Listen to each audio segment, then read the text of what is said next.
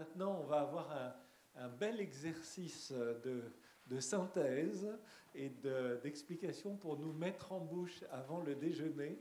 On a demandé au cours de la période de préparation, et il a joué le jeu au cours de la matinée, à Philippe Amouyel, qui est un épidémiologiste, mais particulièrement versé dans les neurosciences, puisqu'il dirige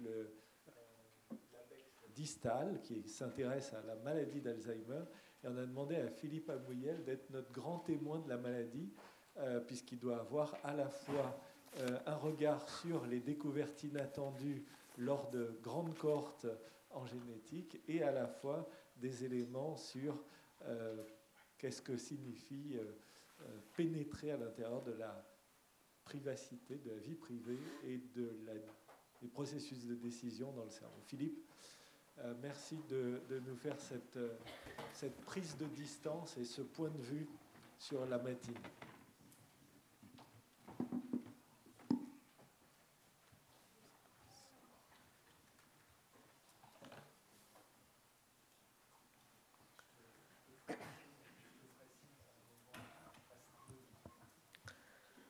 Merci Hervé. D'abord, un grand merci de m'avoir invité à une des présentations les plus stressantes, parce que j'ai l'habitude de préparer longtemps à l'avance mes présentations, de bien vérifier toutes les diapos. Là, je les ai faites pendant la séance pour essayer d'adapter au mieux ma présentation à ce qui a été présenté par Judy et Jonathan.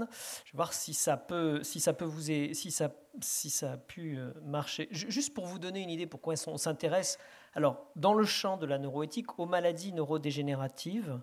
Juste une histoire de coût, on va parler un peu d'argent. Ici, vous avez une liste de maladies neurodégénératives qui vont des tumeurs du cerveau, la sclérose en plaques, le Parkinson, les traumas, le stroke, l'épilepsie, les démences, les addictions, les troubles de l'humeur, les dépressions et l'anxiété.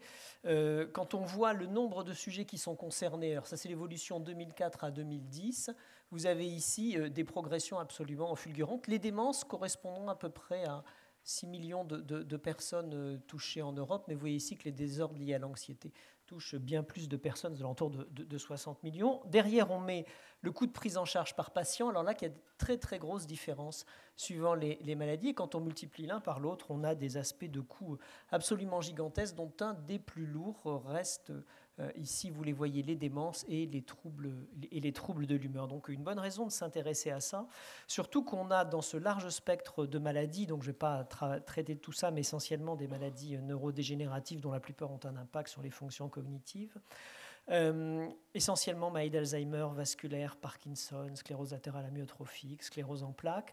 On voit que le nombre des patients concernés est de plus en plus important, notamment dans le cadre de l'Alzheimer à cause du vieillissement de la population, et qu'au niveau politique, il y a une certaine urgence mondiale à prendre ça en charge. Alors l'urgence, ça se traduit comment ? Ça se traduit par le G8 qui décide de faire un G8 spécial démence, dont un des workshops va avoir lieu à partir de demain. C'est la Corée du Sud qui nous appelle au niveau de la France pour les aider à mettre en place un programme de dépistage des troubles des fonctions cognitives dans la population générale. Bon, je vous rassure, on a refusé. On a refusé, surtout qu'ils ne savaient pas ce qu'ils allaient en faire. Mais voilà, donc ça part un peu dans tous les sens à cause de cette urgence. Il est vraiment important qu'on s'y intéresse. Pourquoi ? Parce qu'il y a des particularités à ces maladies. C'est des maladies qui restent très difficiles à diagnostiquer. C'est des maladies dont les prises en charge sont limitées. Il existe quelques traitements symptomatiques, mais rarement de traitements curatifs, voire pas du tout. Et puis, bon, il y a des tas de voies préventives dont on parle beaucoup, comme souvent dans ces maladies sur lesquelles on n'a pas de traitement. Il y a beaucoup de gens qui vous proposent le traitement miracle, la poudre de perlimpinpin, ou même des produits couramment utilisés qui apparemment réduiraient. Mais jusqu'à présent, il n'y a pas eu un essai clinique qui montrait que réellement il y avait un bénéfice de l'utilisation de ces produits de manière préventive. Alors, quand on avait travaillé sur le plan Alzheimer au cours des 5 dernières années, on a essayé d'avoir une réflexion sur ces maladies qui soit réellement complète et globale. Et on a essayé de diviser ça en 3 grands axes, et avec à la tête de ce programme Joël Ménard, avec 3 niveaux. Le traitement, la prise en charge et à niveau égal, tout ce qui va garantir la dignité de la personne lorsqu'elle va être traitée ou lorsqu'elle va être prise en charge sur un plan social. Et vous voyez qu'à chaque fois, on retrouve également une aire un axe d'action, la recherche, il faut trouver de nouveaux traitements, la santé, il faut prendre quotidiennement en charge les gens, et tout ce qui relève de la solidarité et bien sûr de l'éthique au niveau de ce maintien du respect. Et à chaque fois, on retrouve 3 cibles. Pour ce qui est de la recherche, c'est la maladie. Pour ce qui est de la prise en charge, c'est le patient. Et pour ce qui est de la solidarité, c'est bien sûr le patient, mais c'est aussi l'environnement et la famille. Et ce modèle un peu global, qui a été bien diffusé actuellement dans le monde, et les plans canadiens ou américains les prennent en considération, s'applique également aux autres maladies neurodégénératives, expliquant pourquoi les réflexions aujourd'hui tournent autour d'un élargissement d'un plan Alzheimer à un plan maladie neurodégénérative. Alors, étant spécialiste de la question, je vais vous parler surtout de maladie d'Alzheimer, juste pour vous rappeler que il y a 2 lésions qui ont été découvertes en 1906, et c'est toujours là-dessus qu'on base le diagnostic, ce qu'on appelle les plaques qui sont à l'extérieur des neurones et ce qu'on appelle les dégénérescences neurofibrillaires qui sont des anomalies au sein des neurones. Alors ça, c'est des visions un peu unidimensionnelles, et Charles Duikertz vient récemment de mettre au point par ses processus, vous avez peut-être vu ce magnifique article dans Nature sur la transparisation du cerveau et la vision en 3 dimensions de l'ensemble de l'organisation neuronale. Charles a essayé d'appliquer ça à ses couples de patients maladie d'Alzheimer, et c'est vraiment très intéressant parce qu'on a vraiment l'impression, on voit un peu la complexité et comment le cerveau est touché. Pardon, c'est pas parti, j'espère que ça va démarrer. Voilà, c'est parti. Vous avez ici, en fait, vu de l'intérieur d'une coupe, la répartition en rouge, on va les voir séparément dans quelques secondes, des plaques, et en vert, voilà les plaques qui sont extraneuronales, et en vert, j'espère qu'on voit quelque chose, oui, en vert, les dégénérescences neurofibrillaires. Ça, c'est un cerveau de patient, et vous voyez qu'il ne reste plus beaucoup de place pour le fonctionnement des neurones. Donc on commence vraiment à avoir des notions très spécifiques de la répartition neuropathologique. Alors si maintenant on regarde les maladies d'Alzheimer, beaucoup de choses nous ont été apprises sur cette maladie grâce aux formes précoces familiales. Comme toujours, la génétique très particulière des formes familiales a amené énormément de connaissances. Ce sont des formes qui existent dans 1 à 2% des cas, qui débutent avant 65 ans. C'est vraiment le caractère précoce qui est marquant. La plupart de ces formes sont à transmission mendélienne dominante autosomique, et pour la moitié d'entre elles, à peu près, on a pu mettre en évidence un gène majeur. Et la particularité, c'est que les 3 gènes majeurs qui ont été trouvés interviennent dans le métabolisme du peptide amyloïde qui constitue les plaques rouges qu'on a vues il y a quelques instants. Alors, je ne vais pas m'étendre là-dessus, je vais regarder quelques aspects en relation avec les présentations de Judy et Jonathan sur la maladie d'Alzheimer, mais juste pour vous dire que le fait de développer une maladie d'Alzheimer à un moment où la communauté ne l'attend pas, c'est-à-dire très jeune, pose des questions sociales, éthiques extrêmement importantes et extrêmement vastes. Alors ça a permis de créer ce qu'on appelle l'hypothèse de la cascade amyloïde, c'est-à-dire que la surproduction de peptides amyloïdes, d'une raison ou pour une autre, entraîne une toxicité neuronale qui entraîne elle-même une hyperphosphorylation, une dégénérescence neurofibrillaire, une mort neuronale et la maladie. Donc un système simple, et on a besoin de systèmes simples pour essayer d'élaborer des traitements, qui fait qu'aujourd'hui la plupart des traitements tournent autour de comment réduire cette surproduction de protéines amyloïdes.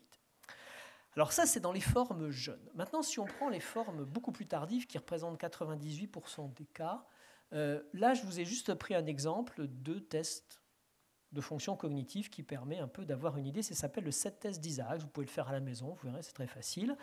Vous faites un tableau avec 10 cases, vous mettez des couleurs, des animaux, des fruits, des villes, et vous avez 15 secondes dans chaque colonne pour en citer au moins 10. C'est ce qu'on appelle un test de fluence verbale.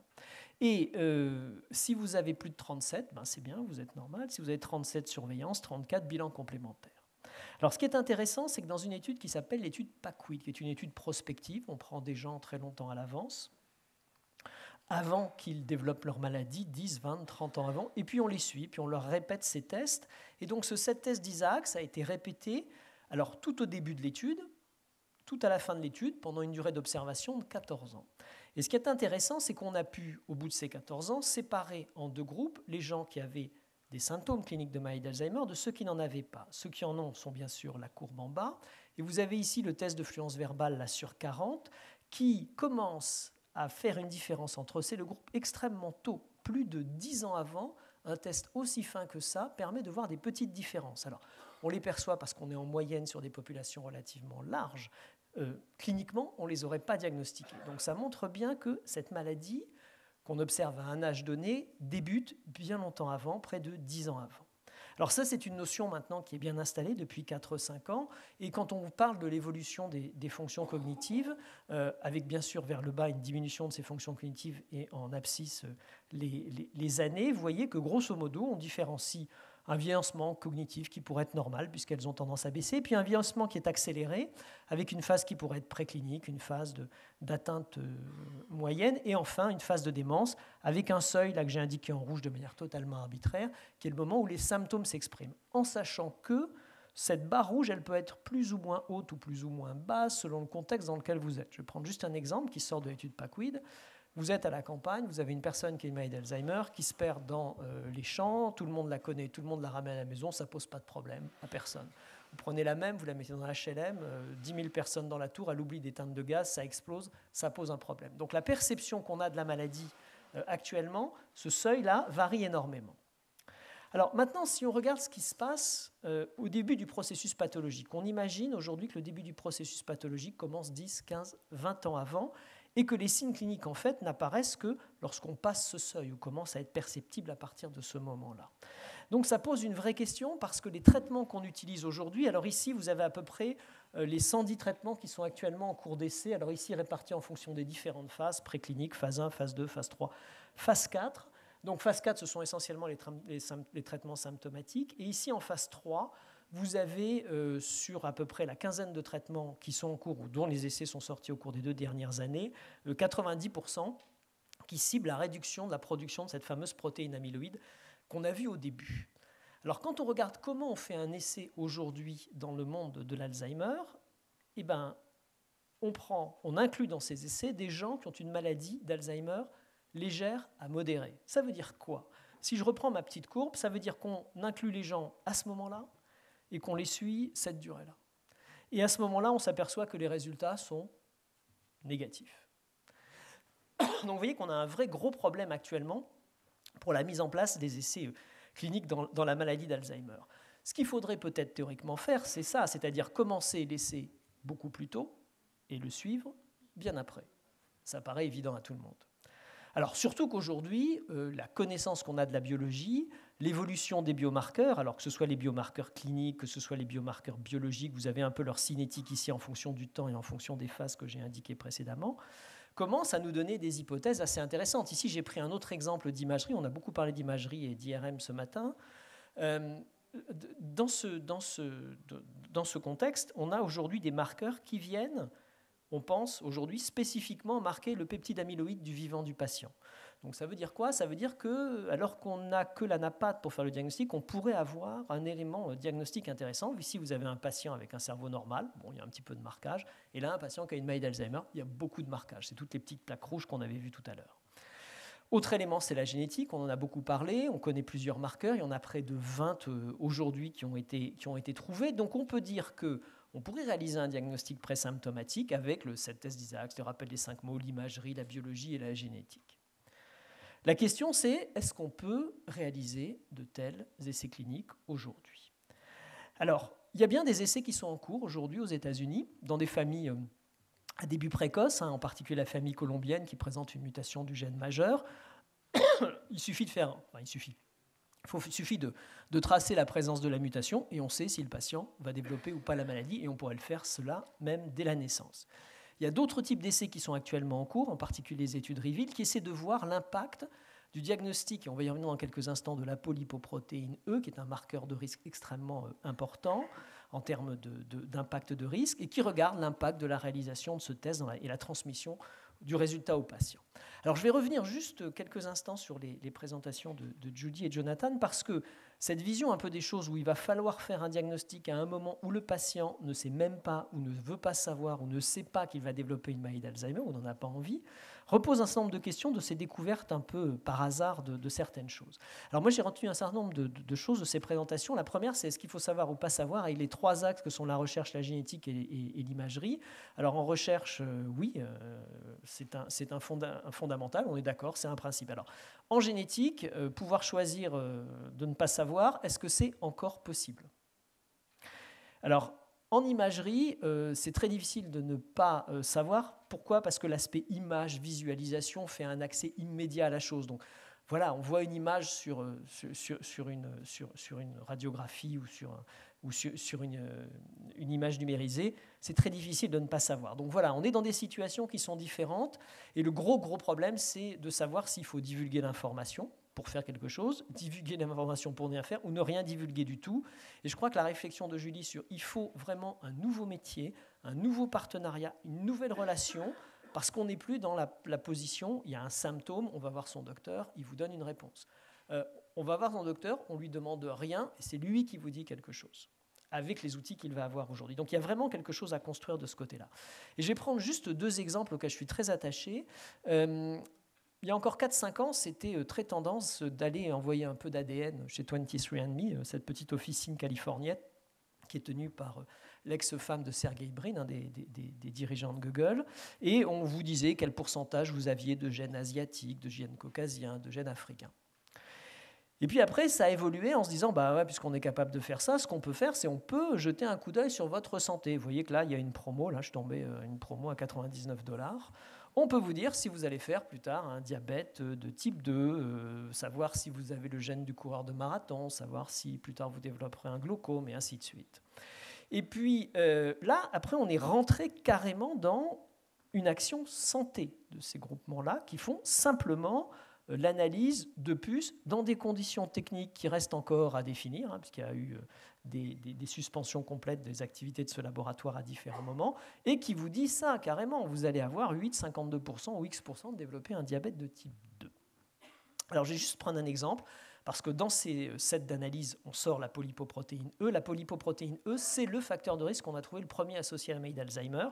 Vous avez ici donc 6 génotypes possibles, et vous avez les combinaisons de chacun de ces génotypes. Si on prend la référence la plus fréquente, le 3,3, vous voyez qu'il y a un génotype qui est protecteur. Tant mieux pour les petits vénards qui ont un ApoE2, un allèle 2. Pour ceux qui ont un allèle 4, c'est beaucoup moins bien, puisque le risque augmente de manière relativement importante, et le risque relatif est multiplié par 5. Et quand on fait des calculs de risque tout au long de la vie, on voit que quelqu'un qui sera homozygote pour cet allèle-là a une chance sur 2 pour les hommes et 6 risques sur 10 pour les femmes de développer une maladie d'Alzheimer. Donc on est presque dans quelque chose qui ressemble à ce qu'on peut voir dans d'autres situations comme le cancer du sein, donc une dominance, une transmission semi-dominante sur un gène qui est relativement moyennement pénétrant. Alors, ce d'autant qu'aujourd'hui, le coût du séquençage diminue de manière absolument gigantesque. Ici, vous avez le coût pour 1 million de bases, la loi de Moore sur les ordinateurs dont on dit que voilà, c'est une base très avantageuse. Vous avez la même chose pour le séquençage complet, et on commence à avoir apparaître des séquençages complets. Et je prends juste cet exemple, puisque un des premiers qui a été publié dans Nature, c'est celui de James Watson, un des découvreurs de la double hélice, et il l'a publié. Mais il a publié avec une particularité, c'est qu'il a masqué la zone de la polypoprotéine E. Vous pouvez y accéder, mais vous ne saurez pas. Donc lui, il a choisi « He hoped not to know ». Et il l'a publié dans Nature. Donc vous ne la trouvez pas, sa séquence. On ne sait pas ce qu'il a, il ne veut pas savoir, et personne ne le sait. Alors peut-être celui qui l'a faite, mais encore, on n'en sait rien. Donc voilà, ça pose réellement un certain nombre de problèmes. Ça, c'est pour la génétique. Et pour l'imagerie, je vous ai montré les exemples de ce qu'on appelle le PET scan, où on peut voir que, en fait, on identifie les gens. Et quand on fait du PET scan à la population générale, 30% des sujets en bonne santé ont déjà des anomalies de type PET scan. Et on ne sait pas quoi en faire. On a ici une photo de sujet de 72 ans, qui a des fonctions cognitives tout à fait normales et qui a des symptômes qu'il aurait classés en lecture aveugle dans le domaine Alzheimer. Donc qu'est-ce qu'on va faire de toutes ces informations le jour où on va les faire? Alors, juste pour voir un peu ce qui s'est passé, notre ami Emmanuel a déclenché une étude avec la TNS Sofres en juillet 2013 à l'occasion de ses universités d'été. Ils ont posé une question. S'il existait un test fiable permettant de diagnostiquer la maladie d'Alzheimer plusieurs années avant l'apparition de tout symptôme, le feriez-vous? Et qu'est-ce qu'ont répondu les gens? Oui, à 90%. Bah oui. Est-ce qu'ils avaient bien compris, quand on dit, ben voilà, tout le monde veut savoir, l'implication de ce genre de choses? Est-ce qu'on a une idée de l'implication à 35 ans de ce que c'est que de développer une maladie d'Alzheimer 40 ans plus tard? Alors, chose intéressante, quand on leur dit, oui, mais il n'y a pas de traitement, ça baisse un peu. Mais ça tombe quand même à 90%. À 80%, pardon, de 90 à 80%.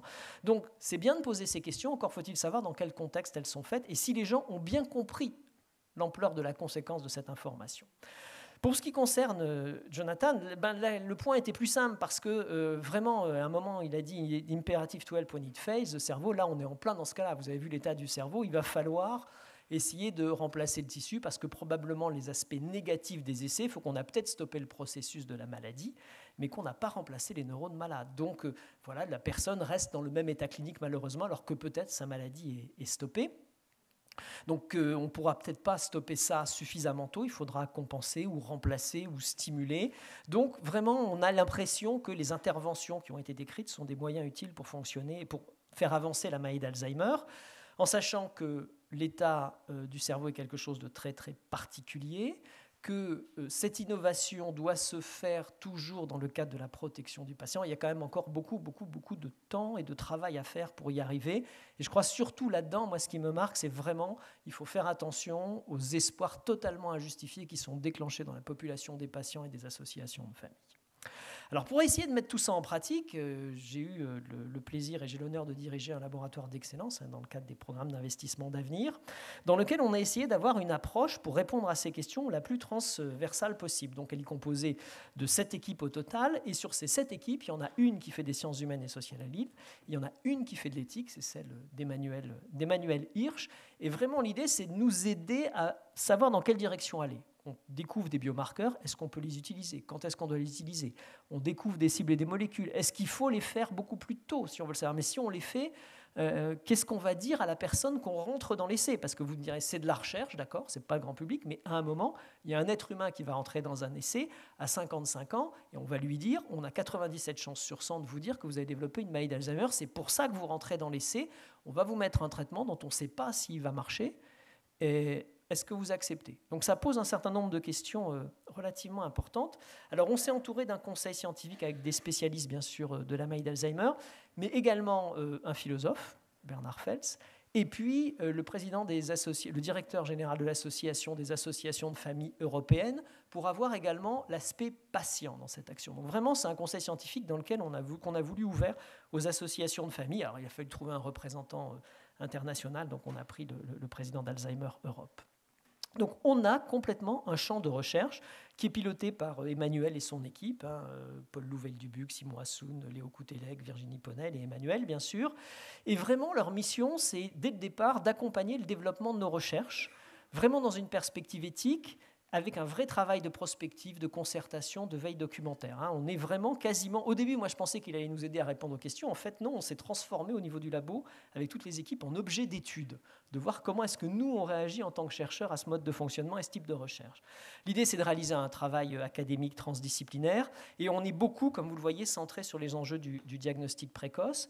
Puis l'autre élément, c'est aussi d'essayer de contribuer à la sensibilisation des professionnels de santé. On veut avoir besoin de ces nouvelles relations entre le médecin, le patient, sur ces informations qui sont des informations, dans ce cas-là, pas complètement dues au hasard, mais des informations qui impliquent des gens alors qu'ils n'ont absolument pas de symptômes de la maladie et pour lesquels on n'a pas de traitement. Pour une hypercholestérolémie, vous n'avez pas de symptômes, mais on a des traitements efficaces. Donc la question se pose de manière différente. Donc la composante éthique a démarré en fin 2012. Il y a une équipe qui a été créée, elle développe des recherches en bibliographie, elle a fait ses premières publications. Et elle a plusieurs thématiques de recherche. La première sur le anticiper, prédire, diagnostiquer. La deuxième sur la volonté de savoir du patient, la motivation à savoir, les incitations à savoir. La troisième sur le droit à savoir, la quatrième sur le consentement et l'assentiment, puis enfin sur l'épistémologie en utilisant la maladie d'Alzheimer comme paradigme. Voilà, je vous remercie de votre attention. Je remercie ici toutes ces équipes du LabEx qui travaillent depuis 2 ans. Et puis je suis ouvert aux éventuelles questions qu'on pourra avoir au cours du repas. Merci.